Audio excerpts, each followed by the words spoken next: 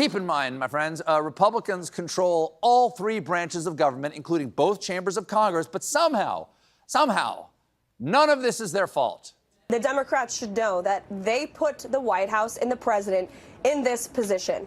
And if they don't want further harm on their constituents back home, then they need to reopen the government. It's very simple. What looked like a routine late-night monologue quickly turned into something far more uncomfortable for the White House that night. Because Stephen Colbert did not simply make a joke and move on. Instead, he slowed the story down, lined up the administration's own words side by side, and let viewers watch the contradictions unfold in real time. That approach hit harder than a typical comedy bit. It was not just laughter, it was recognition. And once that recognition settled in, Donald Trump seemed to realize the problem immediately. This was no longer about a single joke, a single briefing, or one awkward answer. It was about a pattern, and patterns become dangerous when millions of people suddenly see them all at once. The spark came after Caroline Leavitt stepped to the podium again to smooth over comments that had already drawn backlash. President Trump does not make these decisions in a vacuum. This decision to launch this operation was based on a cumulative effect of various direct threats that Iran posed to the United States of America, and the president's feeling based on fact that Iran does pose an imminent and direct threat to the United States of America based on the fact. She delivered the explanation with speed and polished confidence, saying the president had been misunderstood, critics were twisting his meaning, and reporters were focusing on the wrong story. On paper, it sounded like another routine cleanup operation. But Colbert understood something important. Those moments only work when nobody replays them slowly. That night, he did exactly that. He rolled the footage, repeated her defense, and stacked it beside Trump's original remarks, letting the contrast speak for itself. At first, the audience laughed because comedy naturally releases tension. But as the segment continued, the laughter shifted. The rhythm changed. Colbert was not just tossing out jokes anymore. He was building a structure, a timeline, a pattern of repetition that started to feel deliberate rather than accidental. He showed how the same explanation kept appearing whenever Trump said something explosive or difficult to defend. It was taken out of context. He was joking. That's not what he meant. Over and over again, the same defense appeared like a reflex.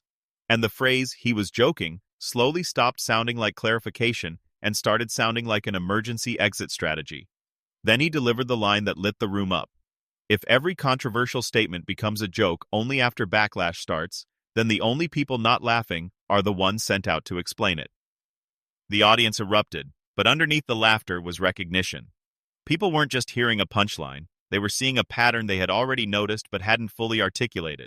The sticking point of the shutdown negotiations has been health care. The Democrats want to restore some of the Affordable Care Act benefits the Republicans cut earlier this year in the big, beautiful bill.